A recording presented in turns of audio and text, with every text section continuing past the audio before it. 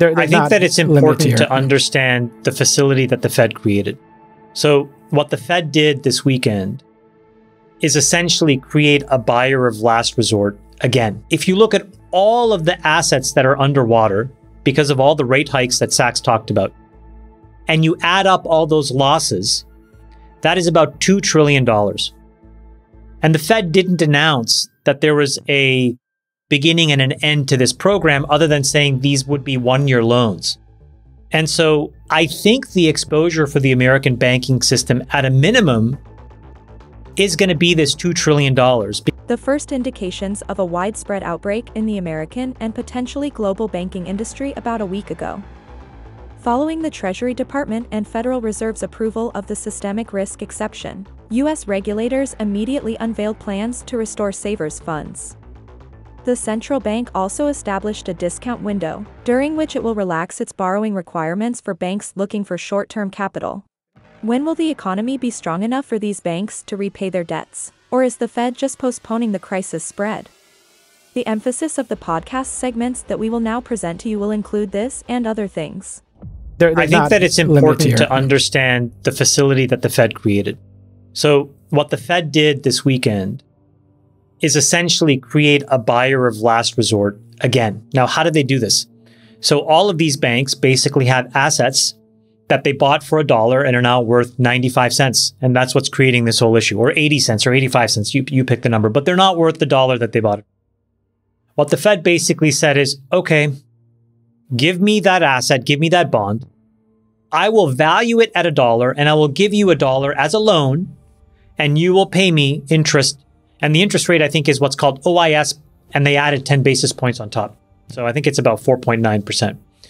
So what it allows all of these banks, and if you take all of the banks that are not the top 4 in America, so the top 4 are JP Morgan, B of A, Citi, and Wells. So just ignore those for 1 second. The other N banks, if you look at all of the assets that are underwater because of all the rate hikes that Sachs talked about, and you add up all those losses, that is about $2 trillion.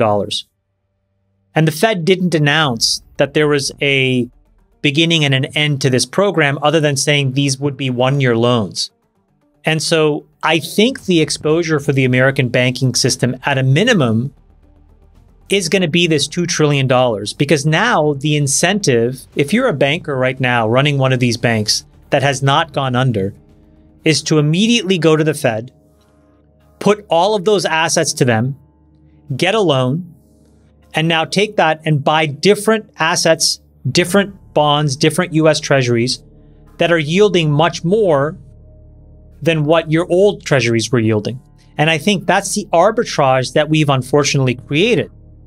And the other question now, though, however, is what does that mean for the top 4 banks, right? Because if it's $2 trillion for everybody else but the top 4, what's the gap for the top 4? That looks like it's somewhere between $1 trillion and $2 trillion. So that's another amount of money we're going to have to, or the Fed will have to backstop. And then, as Friedberg said, these checks always come due. What do we do in a year? Because in a year, the problem is the only way to make the banks in a position to repay this much money in 1 year is to cut interest rates so massively that these assets massively inflate, and now all of a sudden you're in a position to cover this.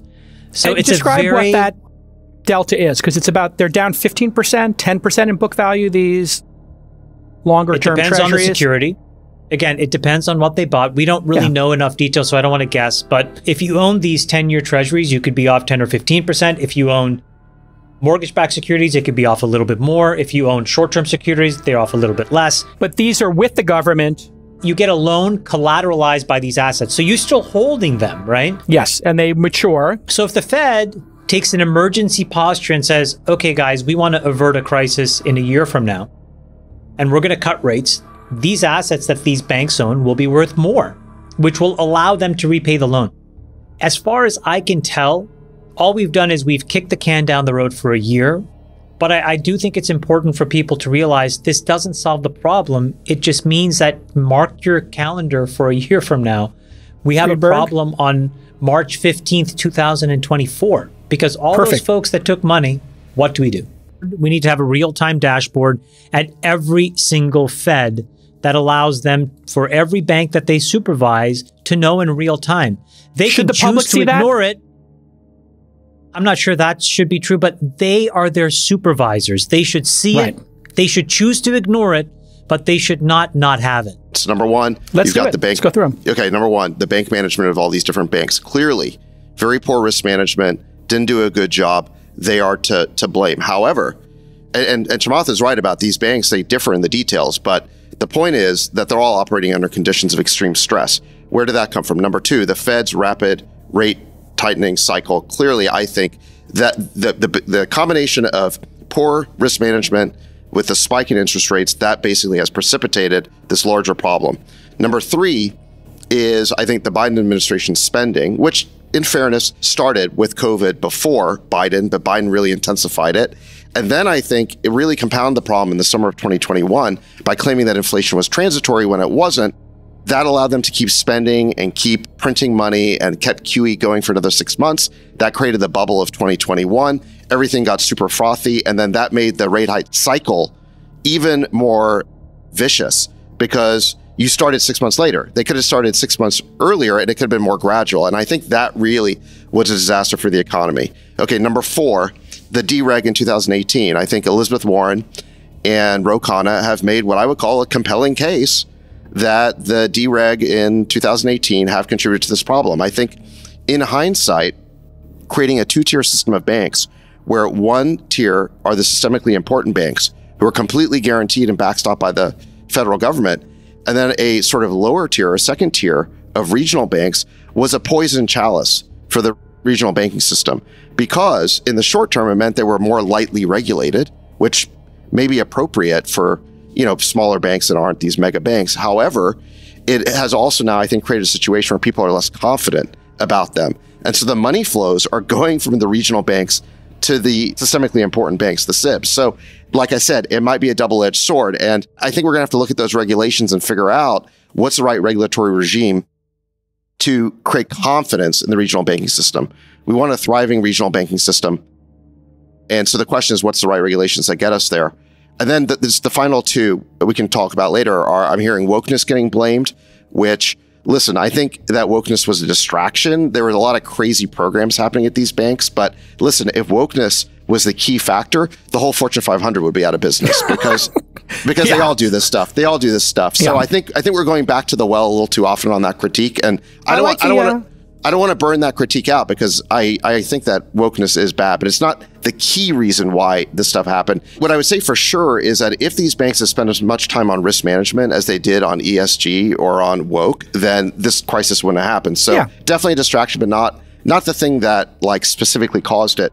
And then just the final thing is VCs. And I just can't fathom at this point, given the multiple bank failures, given that we see the larger problem of unrealized losses on bank balance sheets, that somehow any class of depositors would be blamed for this. That just makes no sense to me. Chamath. I think the critique is specific to Silicon Valley Bank because I think, and this article was in the Wall Street Journal, but what it shows is a really complicated, intertwined relationship between VCs and Silicon Valley Bank, where VCs were given very cheap interest rate loans. They were given GP call lines of credit. They were given LP lines of credit.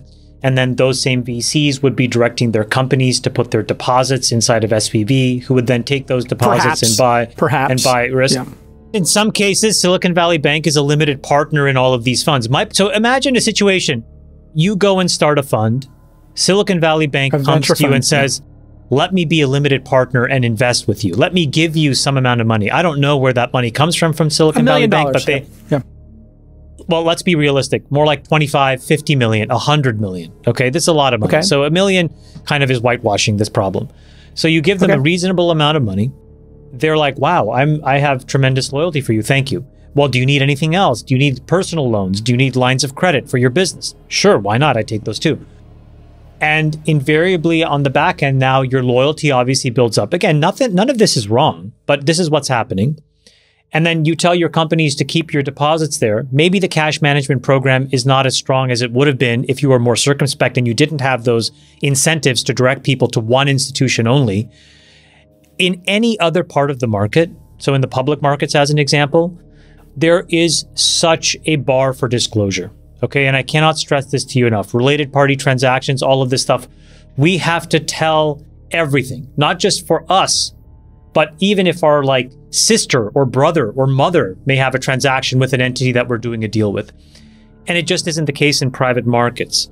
And so it's not to say that anything untoward happened, but when people point the finger at VCs, I think they are pointing to this whole set of issues and asking the question, shouldn't there have been more disclosure and transparency around it?